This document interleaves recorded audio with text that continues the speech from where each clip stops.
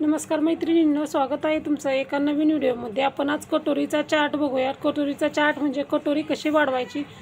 कटोरी वाढवताना काय होतं, दोन्ही साईडला जर 1.5 इंच अंतर वाढवलं तर कटोरी मोठी होते। त्यामुळे आपण साईजनुसार कटोरी वाढवली तर साईजनुसार परफेक्ट कटोरी होते, म्हणजे कटोरी छोटी किंवा मोठी होत नाही। त्यासाठी तुम्हाला फक्त व्हिडिओ पूर्ण बघायचा। हा कटोरीचा चार्ट आहे, मी तुम्हाला हा चार्ट समजावून सांगणार आहे। त्याचबरोबर आकृती जशी दाखवली आहे तशी कटोरी वाढवून मी तुम्हाला इथे दाखवणार आहे। त्यासाठी तुम्हाला फक्त व्हिडिओ पूर्ण बघायचा आहे, स्किप न करता, म्हणजे तुम्हाला यामधले जे एक पॉईंट जे आहेत सांगितलेले ते बरोबर लक्षात येतील। अशा पद्धतीने तुम्ही कटोरी वाढवून घ्या, म्हणजे कटोरीमध्ये कधीही प्रॉब्लेम येणार नाही। नेहमी कटोरीचं काय होतं, छोटी होते किंवा मोठी होते, तर अशा पद्धतीने कटोरी वाढवा म्हणजे कटोरी आपली एकदम परफेक्ट येईल। इथं मी दाखवल्याप्रमाणे तुम्हाला इथं कटोरी दुसरी मी वाढवून दाखवणार आहे आणि समजावूनही सांगणार आहे। त्यासाठी व्हिडिओ पूर्ण बघा। चॅनलवरती नवीन असाल तर चॅनलला नक्की सबस्क्राईब करा, व्हिडिओ पूर्ण बघत जा, व्हिडिओला लाईक करायचा। काही प्रश्न असतील तर कमेंटमध्ये नक्की विचारा। तर बघा, ही चार्ट इथं साईडला ठेवू आपण।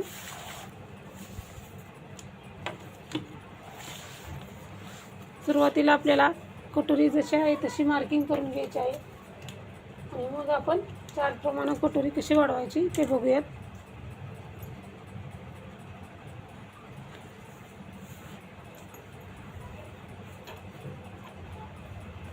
कटोरी सरळ ठेवायची, जशी आहे तशी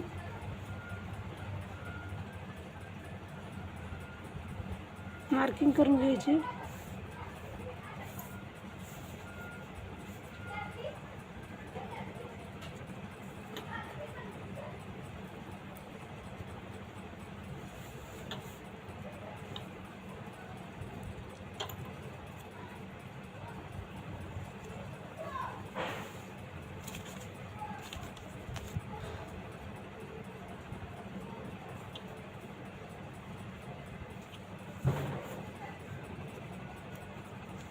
आता 32 साईजची कटोरी आहे। आता चार्ट बघूयात आपण।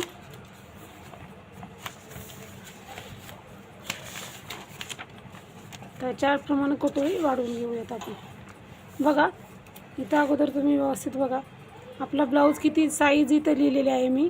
ही साईडला वाढवणे अंतर आणि कटोरीला उभा टक्सा आणि इथं आडवा टक्सा असं व्यवस्थित लिहून दाखवलेलं आहे। तर साईज बघा, 28 पासून 38 साईज आहे। तर साईडला जे अंतर वाढवतो आपण हे दोन्ही साईडला, ते अंतर 1 इंच घ्यायचं। त्याच्यानंतर हे नंतर बघूयात आपण। आता साईडला जे अंतर वाढवायचं आहे ते बघूयात। 32 ते 36 साईजचा ब्लाऊज असेल तर 1.25 इंच अंतर दोन्ही साईडला घ्यायचं आहे आणि 38 ते 48 साईजचा ब्लाऊज असेल तर 1.5 इंच साईडला अंतर वाढवून घ्यायचं आहे। अशा पद्धतीने कटोरी वाढवली तर साईजनुसार परफेक्ट जेवढ्यास तेवढी कटोरी आपली तयार होते। आता बघा, इथं 1.25 इंच घ्यायचं वाढवून अंतर।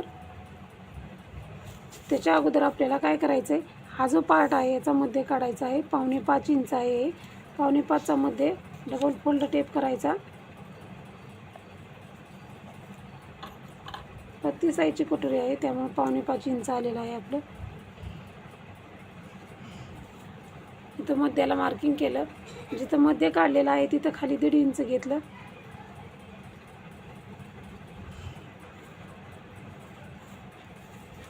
आता इकडच्या बाजूला अंतर वाढवून घेऊयात आपण।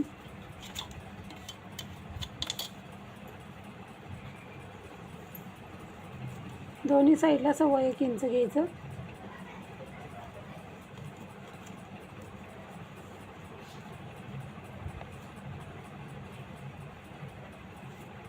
सव्वा 1 इंच घेतलेलं आहे इथंही आपण।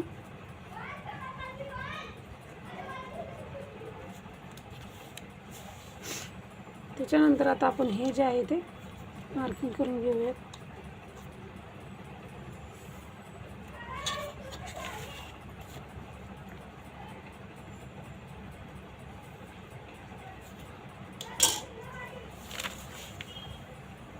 जोडून घेतलं।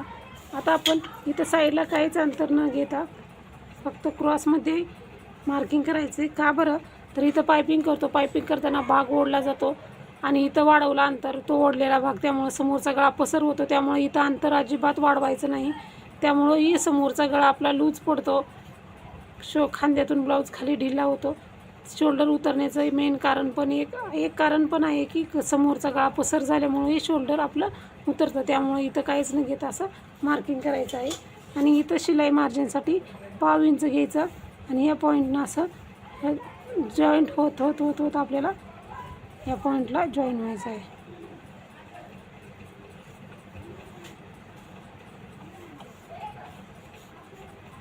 अशा पद्धतीनं हे जोडून घेतलेलं आहे.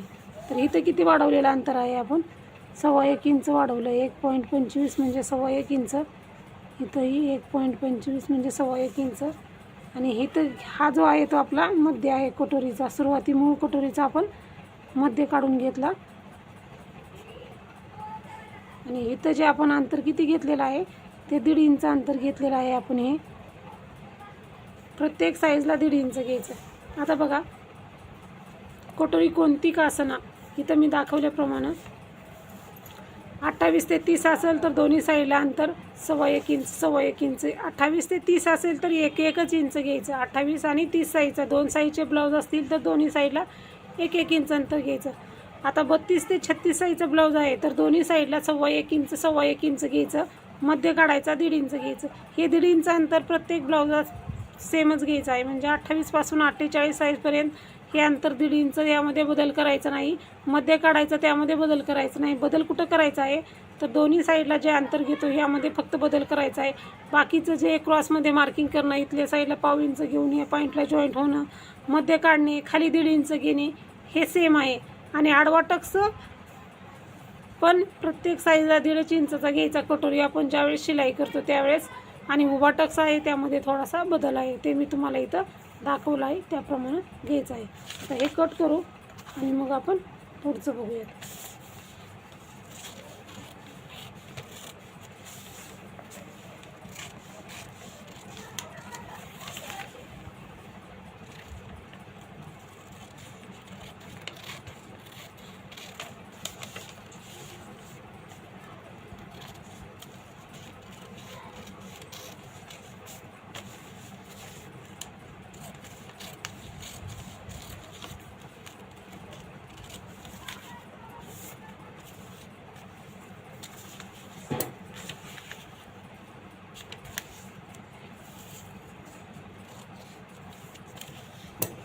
जास्त क्रॉस होतं ते थोडंसं कमी करून घ्यायचं, गोलाकार द्यायचा. आता बघा आडवा टक्स म्हणजे आपण हे शिलाई करताना असं घेतो ना आडवा टक्स. आडवा टक्स 1.5 इंचाचा. शिलाई करताना जे आपण घेतो आडवा टक्स कितीचा घ्यायचा, बरोबर 1.5 इंचाचा घ्यायचा. आणि उभा टक्स जो आहे हा उभा टक्स आपण जो घेतो तो 2 आहेत. आडवा एक 2.5 इंचाचा आणि एक 3 इंचाचा.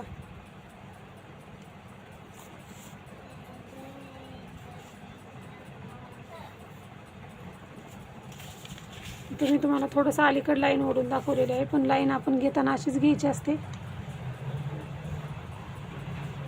तुम्हाला ते समजावं म्हणून मी लाईन अलीकडे ओढलेली आहे.